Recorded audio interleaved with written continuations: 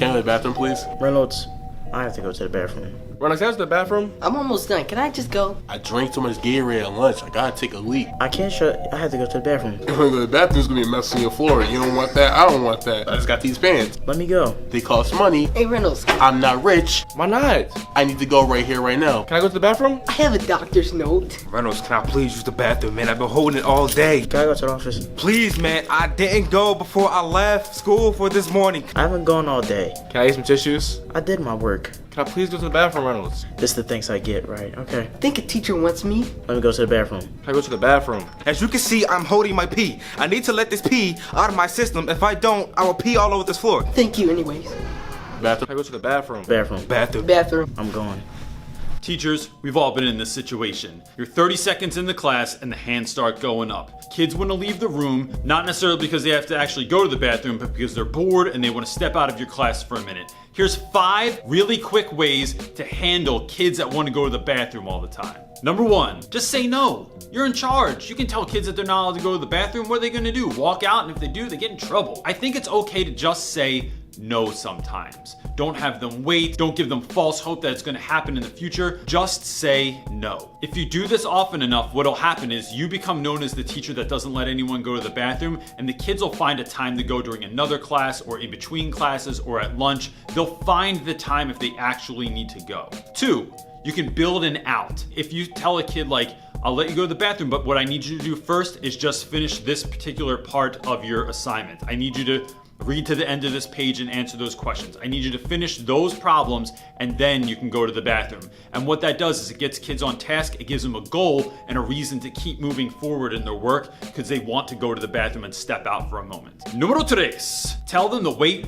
5 minutes. Almost everyone can wait 5 minutes. If you're in the middle of doing something, you have an important presentation that you're getting, or you're in the middle of a lecture, everyone's in the middle of a lesson, or you're giving directions, just tell kids like, hey, can you wait 5 minutes and then just ask me again. 9 out of 10 times, kids will not remember that they asked to begin with, or they'll wait all the way till towards the end of the class, and at which case, like, you're ready to let them go anyway then. So just say, hey, give me 5 minutes and ask me again, and then I'll let you go. And that works all the time. Number 4, use a magic 8-ball. I bought one of these at, I think I got it like AC Moore or Michaels here in the US. It cost me like $11. If you've not seen one of these before, you ask the magic 8-ball a question. You then shake the magic 8-ball up and then it answers. Can John go to the bathroom? The craziest thing about this is that kids always listen to the answer of the magic 8-ball. So it's out of my hands. You want to go to the bathroom? Sure, let me just check the magic 8-ball real quick. Sorry, outcome not so good. You're gonna have to wait a little bit.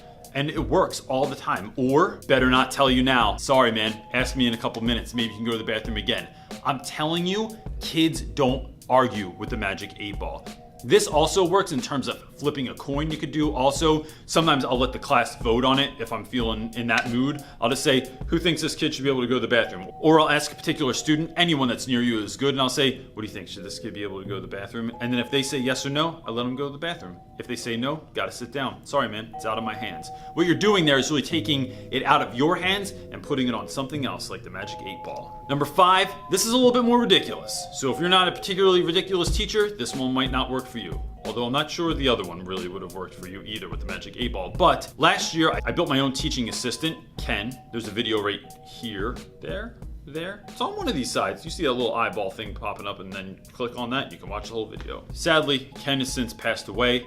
He was destroyed by a student who was angry at a teacher one day and punched him and broke his neck and knocked his head off. I do, however, still have Ken's head. This is Ken, and this is how I would handle this. Ken sits in the corner of the room, sort of like this. So a kid comes up to you and he says, hey Reynolds, I gotta use well, if a kid said, hey Reynolds, that would be a little bit weird, unless your name's Reynolds, and then it would be perfect. But, teacher, I have to go to the bathroom. And I say, yo, you know what, man? I'm not sure today. Ken's in charge of bathroom passes. You have to go talk to him.